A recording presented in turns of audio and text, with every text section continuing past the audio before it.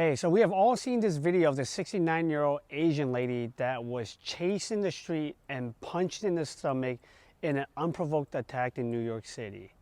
We're going to share with you some safety tips that we actually developed specifically for this type of scenario when working with elders that you can use yourself, share with your loved ones, and we're going to show you an exercise that you can actually use to practice with someone else as well.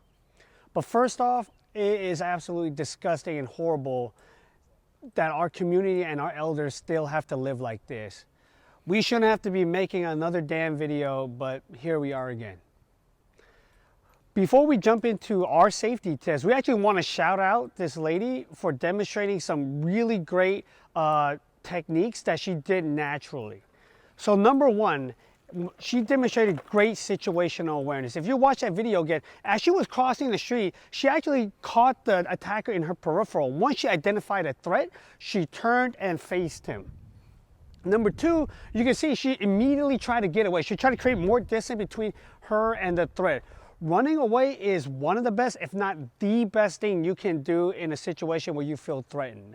And the third thing she did that was amazing was she put her hands up to protect her head. As she was moving, staying mobile, likely making noise and yelling, she was actually protecting her head and running away, which is why she got punched in the stomach instead. First of all, it's horrible that she got attacked at all, but getting hit in the stomach is much better than the head, because if you're hit in the head, you get knocked unconscious, you fall to the ground, there's no telling what the perpetrator would have done at that time.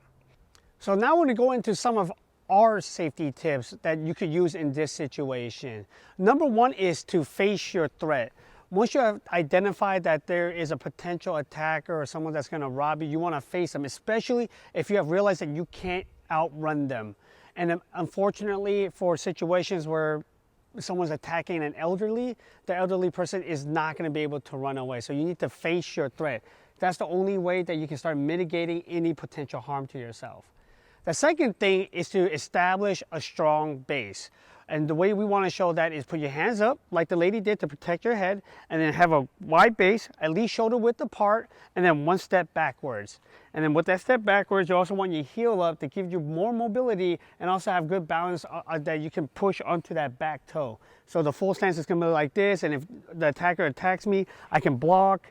And if he pushes me over, I have a good stance to work on here.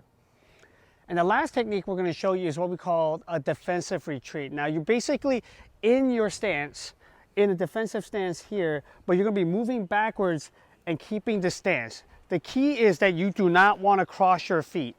If you watch that video, she started to run, keeping her hand up, which was great, but then she started crossing her feet, and when she got hit, that's when she fell down. When you're running sideways or trying to go backwards, that's when you're likely most off balance. So what we want to teach, and what you can practice at home, is have someone chase you here.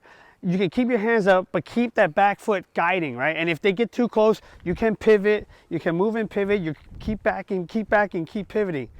The other reason why we use the back foot and keep the back foot in stance, besides having good balance, it actually helps guide you to see what's behind you as well. So that if you're moving backward, this person's attacking you, and I hit an object, I hit the car here, and now I can pivot.